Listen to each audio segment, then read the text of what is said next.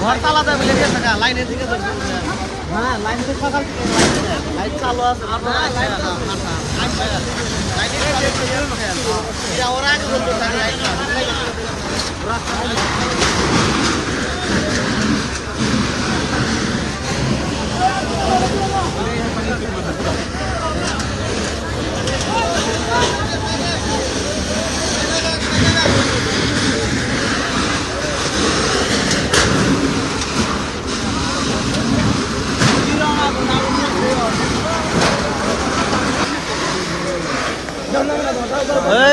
বেচি